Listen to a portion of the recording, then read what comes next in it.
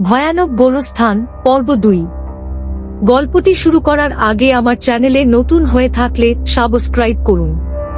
গল্প শুরু। সন্ধ্যা ঘনিয়ে এসেছে।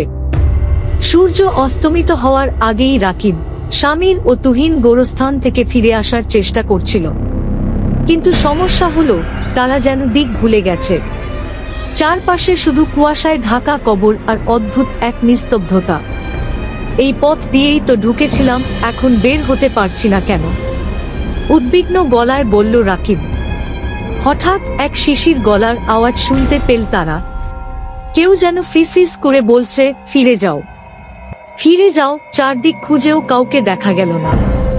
তিনজনেরই গা কাঁটা দিয়ে উঠল। তুহিন বলল, এটা নিশ্চয়ই কেউ মজা করছে, চল দ্রুত বের হই।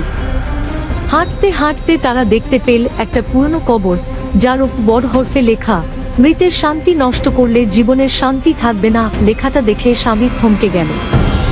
বলল, এটা কি আমাদের জন্যই লেখা? রাকিব কিছু বলার আগেই হঠাৎ ঠান্ডা বাতাস বয়ে গেল, আর সঙ্গে সঙ্গে এক নারীর কান্নার আওয়াজ শোনা গেল গোরস্থানের গভীর থেকে।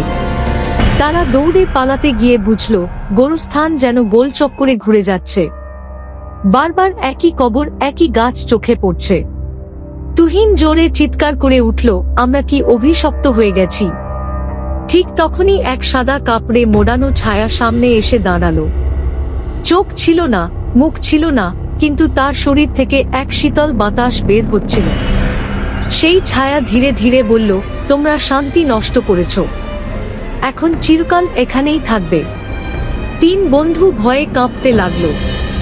রাকিব কাঁপা কাঁপা গলায় বলল, আমরা কিছু করিনি, শুধু ঘুরতে এসেছিলাম। ছায়াটি হঠাৎ হাওয়ায় মিলিয়ে গেল। তারপর চারদিকে ঝড় ওঠে, গাছগুলো দুলতে থাকে অস্বাভাবিকভাবে।